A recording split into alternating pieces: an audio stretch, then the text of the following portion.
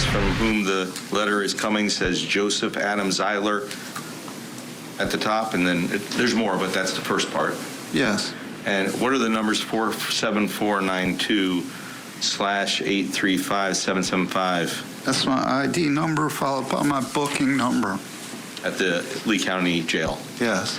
And the address of 2115 MLK Boulevard, Main Jail, Fort Myers, 33901, that's where you're being housed? Yes. And that letter was addressed to who, sir? J.G. Batista and family. At what, well, did you address this envelope? Yes. And who was J.G. Batista and family? Well, I thought it was Jenny Gal Batista. Oh, so you were trying to send this letter to Robin's sister then? Yes. Okay. No. Yes. I was trying to send it to family, actually. So I guess I was trying to send it to everybody. The whole Batista family? Yes. And in that particular letter, did you profess your innocence by claiming that it was a relative of yours that did this murder? Yes, I was trying to defend myself because no one would listen to me. Sir, it calls for a yes or no. Did you, in the letter, profess your innocence or allege your innocence by saying that a relative of yours had done these murders? Yes. Did you suggest, in addition to that, did you tell the people who this letter's addressed to that you slept with Jan Cornell, Janice, and a friend of hers in 1989, and therefore that's why your DNA is in the Courtyards North condominium? Yes, I thought so because she didn't wash her sheets. You know whether or not Miss Cornell washes her sheets? How I got that is by the information I was given from you was discovery, and I thought that the only way my DNA could have gotten there was me sleeping with Jan Cornell and Leanne Deller. Did you sleep with Jan Cornell and Miss Deller? It's possible because I was here. Well, now you were here.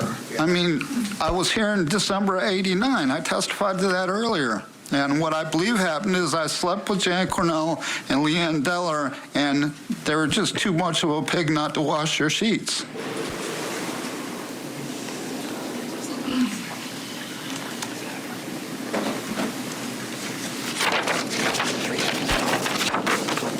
And during your direct exam by counsel, your attorney, you indicate you'd never been in their condominium. I'm speculating that the only way my DNA could have got in there is if I slept with them during December '89 while I was here for the month of December. And then it would have to follow that your DNA would have stayed viable for let me finish my question. For if it was January, February, March, April, May of 1990, and then, well, okay, I don't want to make it a compound question. Your DNA would have still been there 5 months later. Yes. And that's because they're pigs and they don't wash their sheets, exactly. Right? You know that? Well, I assume that, just like you're assuming that. But just so the record's clear, when I said they're pigs and they wash their sheets, that's what you said. Absolutely. All right. And sitting in jail, pending charges on this case, you thought that this was appropriate to send the 11-year-old who was murdered, his mother. Well, nobody would listen to me, so I was trying to defend myself.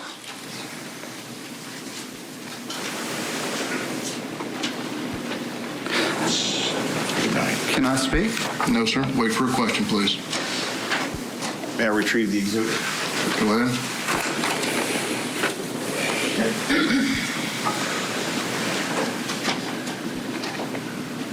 Approach with exhibit 312. 312. Take a moment to look at that letter, please. Was the previous exhibit admitted? Move to admit 311 if I didn't. No objection. 311 is admitted.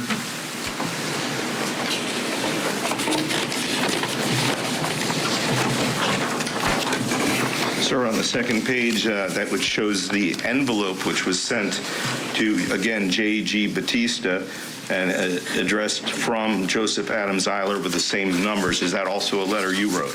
I concede I wrote all this. And in this second letter, you told Jan Cornell, you directed this towards Jan Cornell, correct? And when you said this. I can't and say unless you show me the letter. I am. I'm going to direct you to the page right now, page 3. So it's the page right after the envelope picture. On the second paragraph.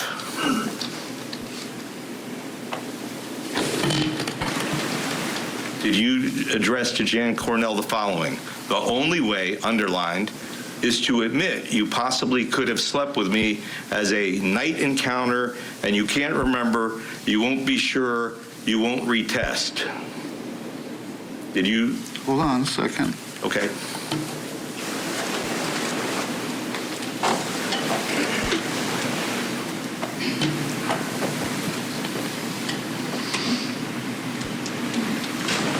I don't see Jan Cornell's name above that. You said Jan Cornell's name was there on that I page. said, who were you, I'll ask it this way. Who were you addressing when you made that statement? Is there someone else in the Batista family you slept with? According to you? Let the witness answer the question before you ask another question, sir. Yes, Your Honor. Well, yeah, yes. Yes to what? I don't know. Ask it again. All right. I'm going to ask it open-ended. It's All right. right? A very open-ended question. When you made that statement in the letter, who were you directing that Jan to? Cornell, I was trying to get her to ask to retest NB32A because it doesn't contain my DNA.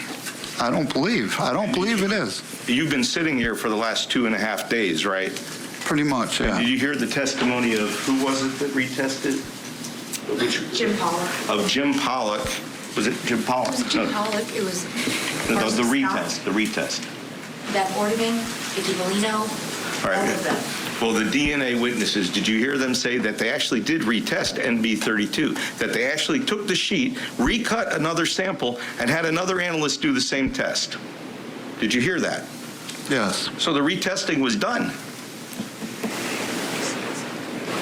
I believe FDLE is siding with the prosecution. Of course they're going to say that. Okay, and their opinion on that was that Jan Cornell was excluded from that DNA. I don't think she was. I think that if it was listed, that's the reason I asked for it to be retested, because I don't believe that. Now, if you flip the page for me and you go to the 4th page of this pack of that exhibit, and I'm going to ask you to look at the bottom. Did you also direct this to Jan Cornell? If you knowingly allow them to convict the wrong man out of spite and vengeance, I will drag this, parentheses, and you, Robin and Lisa, through appeals all the way to the U.S. Supreme Court in Washington, D.C. Absolutely. I wrote that. And did you also write on the next line, I'm innocent, I will prove it, no matter how long it takes. Do you really want the rest of your life spent in court? Yes, I wrote that. You're threatening then Ms. Cornell with what you're going to do should she not, what? What do you want her to do? Well, she's calling me a rapist and a murderer, so what, I can't write that? I mean, she's calling me a rapist and a murderer, and I'm calling her a pig for not washing her sheets. At what point in the 33 years has Ms. Cornell called you anything? What do you mean? At what point Well, did she... why am I in court today? You're all trying to convince this jury that I somehow left blonde hair and Lisa Honor, Stewart's mouth and clutch you asked the in Robin defendant- Cornell's fist, because that's the piece of paper right here that Mr. they're trying to Zieler. hide from you. Mr. Right here. Zieler. I still see the body of 11-year-old Mr. Robin Zieler. Cornell with the hair of her Ladies and killer, gentlemen, the jury will step out. the blonde hair.